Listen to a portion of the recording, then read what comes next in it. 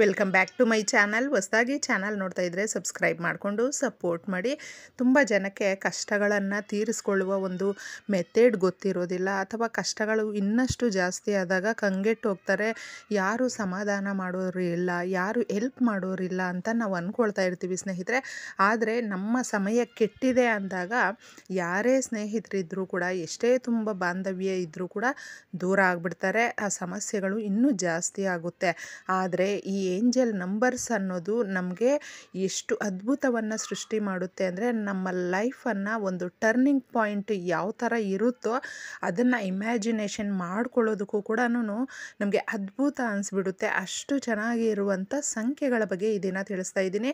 ಬೆಳಗ್ಗೆ ಎದ್ದ ಕೂಡಲೇ ನೀವು ಇದನ್ನು ಬರ್ಕೊಂಡ್ರೆ ಯಾವ ಥರ ಫಾಲೋ ಮಾಡಬೇಕು ಅನ್ನೋದು ಕೂಡ ಬಹಳ ಮುಖ್ಯವಾಗಿರುತ್ತೆ. ಯಾಕಂದರೆ ನಾವು ಏಂಜಲ್ ನಂಬರ್ಸು, ಸ್ವಿಚ್ ವರ್ಡ್ಸ್ ಅನ್ನೋದು ನಮಗೆ ಯಾವ ರೀತಿ ನಾವು ಮಂತ್ರಗಳನ್ನು ಜಪ ಮಾಡ್ತೀವಿ, ಪೂಜೆ ಆಚರಣೆ ಮಾಡ್ತೀವಿ, ಹಾಗೂ ನಮ್ಮ ಇಷ್ಟ ದೇವರಿಗೆ ಯಾವ ರೀತಿ ಸಂಕಲ್ಪ ಮಾಡ್ಕೊಳ್ತೀವಿ ನೋಡಿ, ಅಷ್ಟೇ ಅದ್ಭುತವಾಗಿ ಪಾಶ್ಚಿಮಾತ್ಯ ದೇಶದವರು ಈ ವಿಚಾರಗಳನ್ನು ಅಂದರೆ ಸ್ವಿಚ್ ವರ್ಡ್ಸ್, ಏಂಜಲ್ ನಂಬರ್ಸ್ ಇವುಗಳ ಬಗ್ಗೆ ತುಂಬಾ ಅವರು ಒಂದು ವಿಚಾರಗಳನ್ನು ಅರ್ಥ ಮಾಡಿಕೊಂಡು ಫಾಲೋ ಮಾಡ್ತಾರೆ. ಅದನ್ನು ಯಾವ ಥರ ಫಾಲೋ ಮಾಡ್ತಾರೆ ಅಂದರೆ, ಕೆಲಸಗಳು ಮಾಡ್ತಾನೆ ಅವರ ಅಭಿವೃದ್ಧಿ ಇನ್ನಷ್ಟು ಜಾಸ್ತಿ ಆಗೋದಕ್ಕೆ, ಮನೋಸ್ಥೈರ್ಯ ಜಾಸ್ತಿ ಆಗೋದಕ್ಕೆ ಇದನ್ನು ಫಾಲೋ ಮಾಡ್ತಾರೆ. ಅದೇ ಥರನೇ ನಮಗೂ ಕೂಡ ತುಂಬಾ ಪವರ್ಫುಲ್ ಇರುವಂಥದ್ದು. ಯಾಕಂದರೆ ಏಂಜಲ್ಸ್, ದೇವತೆಗಳು ಅನ್ನೋದು ಇಂಥವ್ರಿಗೆ ಮಾಡಬೇಕು ಅಂತ ಏನೂ ಇಲ್ಲ. ಯಾಕಂದರೆ ಭಕ್ತಿ ಅನ್ನೋದು, ನಂಬಿಕೆ ಅನ್ನೋದು ಯಾವ ಜಾಗದಲ್ಲಿ ಇರುತ್ತೋ ಅವ್ರಿಗೆಲ್ರಿಗೂ ಕೂಡ ತಾಯಿಯ ಆಶೀರ್ವಾದ ಅನ್ನೋದು ತಪ್ಪದೇ ಸಿಗುತ್ತೆ. ನಾವು ಈ ಏಂಜಲ್ ನಂಬರ್ಸು, ಸ್ವಿಚ್ ವರ್ಡ್ಸ್ ಅನ್ನೋದು ಫ್ರ್ಯಾಕ್ಷನ್ ಆಫ್ ಸೆಕೆಂಡಲ್ಲೇ ನಮಗೆ ಅಕಸ್ಮಾತಾಗಿ ಅವಸರದ ದುಡ್ಡು ಅಂತ ಹೇಳ್ತೀವಿ ನೋಡಿ, ಅವಶ್ಯಕತೆ ತುಂಬಾ ಬಂದುಬಿಟ್ಟಿದೆ. ಬೇಗ ನಮಗೆ ದುಡ್ಡು ಬೇಕು, ಯಾವ ಕಡೆಯಿಂದ ಬರಬೇಕು ಗೊತ್ತಾಗ್ತಾ ಇಲ್ಲ, ಸಮಸ್ಯೆ ಈ ಥರ ಇದೆ ಅಂತ ನಾವು ಅಂದ್ಕೊಳ್ತಾ ಇರ್ತೀವಿ. ಆಕಸ್ಮಿಕವಾಗಿ ದುಡ್ಡು ಬರೋದು ಅಂದರೆ ಒಂಥರ ಆಶ್ಚರ್ಯ ತಂದುಕೊಡುವಂಥದ್ದು, ಖುಷಿಯನ್ನು ತಂದುಕೊಡುವಂಥದ್ದು. ದುಡ್ಡು ಅನ್ನೋದು ಬಹಳ ಮುಖ್ಯವಾಗಿ ಲೀಡ್ ಮಾಡುತ್ತೆ ನಮ್ಮ ಜೀವನದಲ್ಲಿ ಸ್ನೇಹಿತರೆ.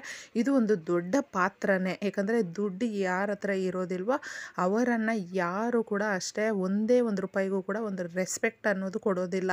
ಸೊಸೈಟಿಯಲ್ಲಾಗಿರಬಹುದು, ನಾವು ಕೆಲಸ ಮಾಡುವಂಥ ಜಾಗದಲ್ಲೇ ಆಗಿರಬಹುದು, ಮನೆಯಲ್ಲೇ ಆಗಿರಬಹುದು, ಸಂಬಂಧಿಕರು, ಸ್ನೇಹಿತರು ಯಾರೇ ಆಗಿರಬಹುದು. ಯಾಕಂದರೆ ದುಡ್ಡು ಅಷ್ಟು ಮುಖ್ಯ ಪಾತ್ರ ವಹಿಸ್ತಾ ಇದೆ.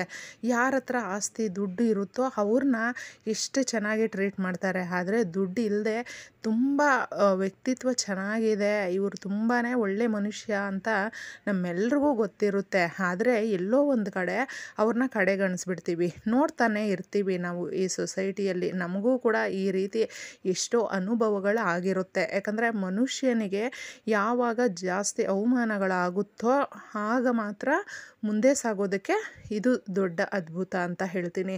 ಅವಮಾನಗಳಿಲ್ಲದೆ ನಾವು ಮುಂದೆ ಸಾಗೋದಕ್ಕೆ ತುಂಬಾ ಕಷ್ಟಪಡ್ತೀವಿ. ಯಾಕಂದರೆ ನಾವು ಎಲ್ಲ ಸಲೀಸಾಗಿ ಆಗ್ತಾ ಇದೆ, ತುಂಬ ಚೆನ್ನಾಗಿದೆ ಅಂದಾಗ ನಮಗೆ ಅದು ಯಾವುದ್ರ ಬಗ್ಗೆ ಕೂಡ ಅಷ್ಟೊಂದು ಯೋಚನೆ ಮಾಡೋದಿಲ್ಲ, ಅರಿವಿಗೂ ಬರೋದಿಲ್ಲ ನಮಗೆ. ಆದರೆ ಕಷ್ಟಗಳು, ಕಾರ್ಪಣ್ಯಗಳು, ದುಃಖ, ದುಮ್ಮಾನ, ಅವಮಾನ ಇದನ್ನೆಲ್ಲ ಯಾರು ಪಡ್ತಾರೆ ನೋಡಿ, ಅವರು ಛಲದಿಂದ ಮುಂದೆ ಸಾಗೋದಕ್ಕೆ ಏನಾದರೂ ನಾವು ಒಂದು ಚಾಲೆಂಜಿಗಾಗಿ ತಗೊಳ್ಬೇಕು, ನಮ್ಮ ಲೈಫಲ್ಲಿ ನಾವು ದೃಢವಾಗಿ ನಿಂತ್ಕೊಳ್ಬೇಕು ಅಂತ ನಮಗೆ ಒಂದು ಛಲ ಅನ್ನೋದು ಬರುತ್ತೆ, ಆತ್ಮಸ್ಥೈರ್ಯ ಅನ್ನೋದು ಬರುತ್ತೆ. ಮನುಷ್ಯನಿಗೆ ಮೊದಲು ಡೆಡಿಕೇಶನ್ ಅನ್ನೋದು ಇರಬೇಕು. ಯಾವಾಗಲೂ ಸತತವಾಗಿ ನಾವು ಏನಾದರೂ ಒಂದು ಕೆಲಸ ಮಾಡ್ತಾನೆ ಇರಬೇಕು. ಆಗ ಮಾತ್ರ ದೇವರು, ಈ ಬ್ರಹ್ಮಾಂಡ, ಈ ಸೃಷ್ಟಿ ಎಲ್ಲವೂ ಕೂಡ ನಮ್ಮ ಸಹಾಯಕ್ಕೆ ನಿಂತ್ಕೊಳ್ಳುತ್ತೆ.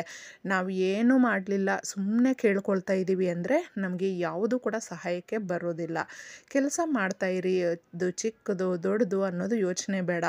ಯಾಕಂದರೆ ಸಣ್ಣ ಕೆಲಸದಿಂದನೇ, ಸಣ್ಣ ವಿಚಾರದಿಂದನೇ ಒಂದು ದೊಡ್ಡದಾಗಿ ಬೆಳೆಯುವಂಥದ್ದು.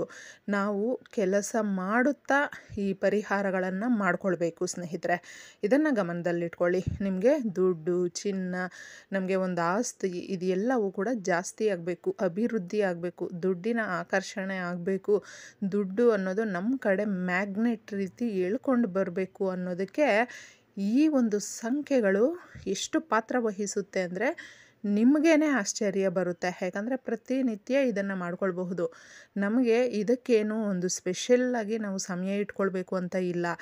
ಯಾರಿಗೆ ಪೂರ್ತಿ ನಂಬಿಕೆ ಇರುತ್ತೆ ನೋಡಿ, ಮನುಷ್ಯನಿಗೆ ಯಾವಾಗ ಜಾಸ್ತಿ ಪರೀಕ್ಷೆಗಳಾಗುತ್ತೆ ಅಂದರೆ ತುಂಬ ನಂಬಿಕೆಯಿಂದ ನಾವು ಏನೋ ಮಾಡ್ತಾ ಇರ್ತೀವಿ, ಪೆಟ್ಟು ಮೇಲೆ ಪೆಟ್ಟು ಬೀಳುತ್ತೆ ಸ್ನೇಹಿತರೆ. ಆಗ ನಾವು ನಂಬಿಕೆನ ಕಳ್ಕೊಳ್ತೀವೋ ಮತ್ತು ಉಳಿಸ್ಕೊಳ್ತೀವೋ ಅನ್ನೋದು ಪರೀಕ್ಷೆ ನಡೀತಾ ಇರುತ್ತೆ. ಅದನ್ನು ನಾವು ಗಮನಿಸೋದಿಲ್ಲ, ಪೂರ್ತಿಯಾಗಿ ನಾವು ನಂಬಿಕೆನ ಕಳ್ಕೊಂಡು ಬಿಡ್ತೀವಿ. ಅದಕ್ಕೋಸ್ಕರ ಎಷ್ಟೇ ಕಷ್ಟ ಬಂದರೂ ಕೂಡ ನೀವು ನಂಬಿಕೆಯನ್ನು ಕಳ್ಕೊಳ್ಳೋದಕ್ಕೆ ಹೋಗಬೇಡಿ. ತುಂಬಾ ಪೇಷನ್ಸ್ ಆಗಿ ತಾಳ್ಮೆಯಿಂದ ಇರಿ. ಬೆಳಗ್ಗೆ ಎದ್ದ ಕೂಡಲೇ ನಮ್ಮ ಇಷ್ಟ ದೇವರನ್ನು ನೋಡ್ತೀವಿ ಅಥವಾ ಇಷ್ಟ ದೇವರನ್ನು ನಾವು ನೆನೆಸ್ಕೊಳ್ತಾ ಆ ದಿನವನ್ನು ಪ್ರಾರಂಭ ಮಾಡ್ತೀವಿ.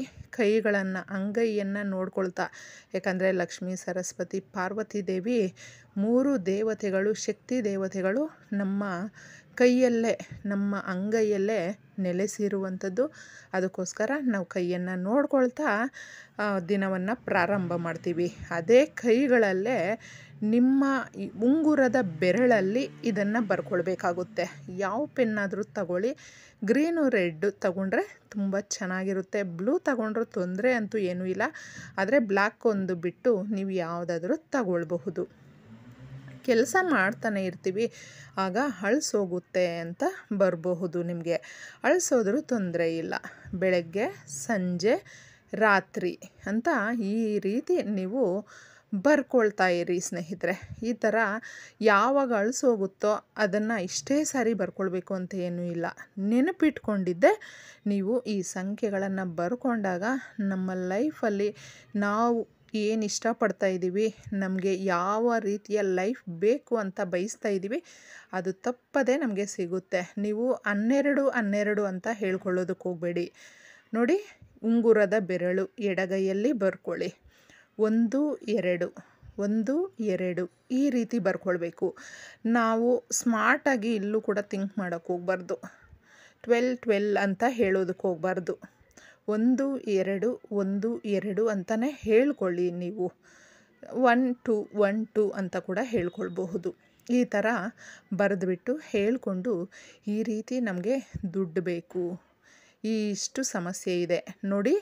ನಿಮಗೆ ಗೊತ್ತಿರುತ್ತೆ, ನೀವೊಂದು 20,000 ದುಡಿತಾ ಇರ್ತೀರಾ ಅಥವಾ 30,000 ದುಡಿತಾ ಇರ್ತೀರಾ ಅಂದ್ಕೊಳ್ಳಿ, ಇಲ್ಲಾಂದರೆ ಒಂದು 50,000 ದುಡಿತಾ ಇರ್ತೀರಾ ಅಂದ್ಕೊಳ್ಳಿ.